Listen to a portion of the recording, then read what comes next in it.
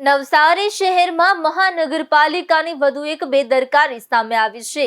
શહેરના રહેણાંક વિસ્તારમાં આવેલી જૂની પાણીની ટાંકી તોડી પાડ્યા બાદ હવે ત્યાં નવી પાણીની ટાંકી અને સંપ બનાવવાની કામગીરી ચાલી રહી છે, પરંતુ કામગીરી દરમિયાન સુરક્ષાના કોઈ પણ પ્રકારના પૂરતા પગલાં લેવામાં આવ્યા નથી, જેને કારણે સ્થાનિકોમાં ભારે રોષ જોવા મળી રહ્યો છે।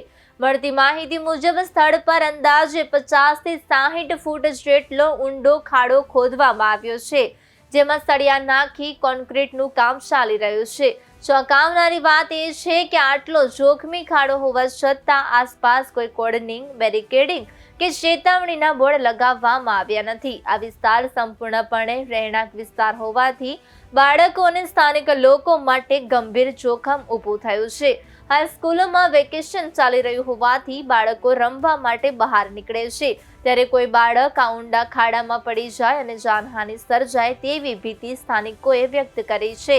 સ્થાનિકોના જણાવ્યા અનુસાર લગભગ 7 મહિના પહેલા જૂની પાણીની ટાંકી તોડાવવામાં આવી હતી, પરંતુ આજ દિન સુધી તેનો મલબો, તૂટેલા સળિયા અને અન્ય કચરો સ્થળ પરથી હટાવવામાં આવ્યો નથી, જેને કારણે સમગ્ર વિસ્તાર અકસ્માત ઝોન બની ગયો છે।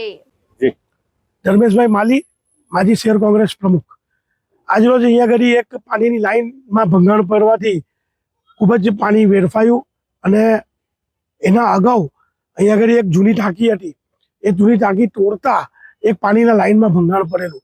હવે આપણે જોઈ રહ્યા છીએ કે ત્યારબાદ એક નવી ટાંકી અહીંયા આગળ ઊભી છે અને નવી ટાંકીની બાજુમાં એક સંપ મોટો પાણીનો સ્ટોરેજ માટેનો બનાવી રહ્યા છે, પરંતુ એની અંદર જે એ રાખવી જોઈએ આ લોકોએ તેમાં બિલકુલ ઊંડા નથી ઉતરતા। એ લોકોએ કોઈ પણ જાતની અહીંયા આગળ ફેન્સિંગથી માંડીને કંઈ કર્યું નથી અને અહીંયા આગળ 50 ફૂટ ઊંડો ખાડો ખોદીને આ લોકો કામ કરી રહ્યા છે। તો શું બેદરકારીની ઉપર દંડ આપણા ટેક્સના પૈસા આપનારા લોકો જ ભોગવશે કે મહાનગરપાલિકા પણ એના પર ધ્યાન આપશે? અહીંયા આગળ બાળકો રમી રહ્યા છે, અહીંયા વેકેશનનો ટાઈમ છે, અહીંયા બાળકો રમતા હોય અને બોલ કે કંઈ ગયું અને કોઈ બાળક અહીંયા આગળ મૃત્યુ પામશે તો શું મહાનગરપાલિકા એની રાહ જોઈ રહી છે કે કંઈ હોનારત બને અને પછી એને કોર્ડન કરીએ?